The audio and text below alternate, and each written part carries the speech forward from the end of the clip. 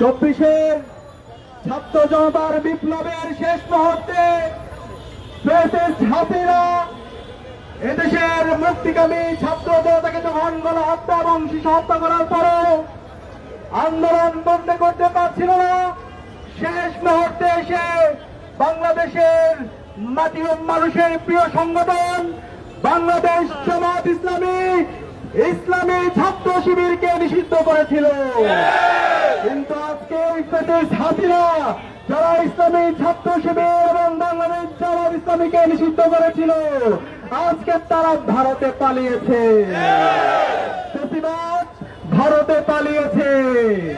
বাংলাদেশের বিপ্লব পরবর্তী আমরা দেখিয়েছি কিভাবে জুলাই বিপ্লবকে ধারণ করতে হয়, কিভাবে শহীদদের আকাঙ্ক্ষাকে ধারণ করতে হয়।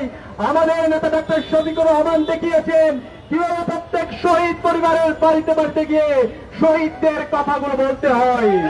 আমরা ঘোষণা করছি, আমরা দীপ্ত কণ্ঠে ঘোষণা করছি, বাংলাদেশের সর্বস্তরের নাগরিকদেরকে নিয়ে এই বাংলার জমিনে জুলাই সনদ আমরা বাস্তবায়ন করবো ইনশাআল্লাহ।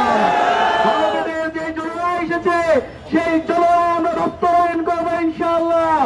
এবং গত 55 বছর জুড়ে এই ঢাকা সিটি কর্পোরেশনে, এই ঢাকা শহরে দুর্নীতি, চাঁদাবাজি, টেন্ডারবাজি এবং সীমাহীন অব্যবস্থাপনার মাধ্যমে ঢাকার যে অবারিত সম্ভাবনাকে নষ্ট করা হয়েছে, ইনশাআল্লাহ আগামীর সব নেতৃত্বে নির্বাচিত করার মাধ্যমে আমরা কি একটি সমৃদ্ধ ঢাকা বিনির্মাণ করতে পারবো ইনশাআল্লাহ।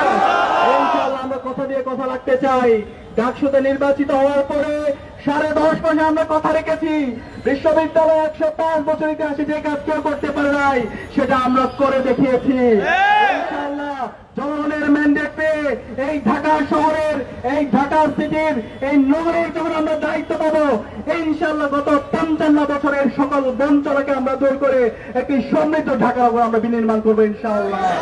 আমরা বাংলাদেশের সর্বস্তরের নাগরিকদের অনুরোধ করবো, শহীদদের রক্ত যেন বৃথা না যায় সেখানে আমাদেরকে ঐক্যবদ্ধ হতে হবে। ইনসাফের বাংলাদেশ বিনির্মাণ করার জন্য, শহীদ উসমান হাদের বাংলাদেশ বিনির্মাণ করার জন্য আমরা কি রাজপথে আমাদের প্রস্তুত আছে? আমরা প্রয়োজনে আবার জীবন দিব, জীবন দিয়ে হলো শহীদদের আকাঙ্ক্ষার আলোকে ইনসাফের বাংলাদেশ আমরা বিনির্মাণ করবো ইনশাআল্লাহ। দিল্লি না ঢাকা, আবু সাইদ মুক্ত,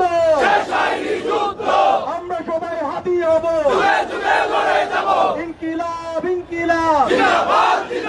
বিসমিল্লাহির রহমানির রহিম।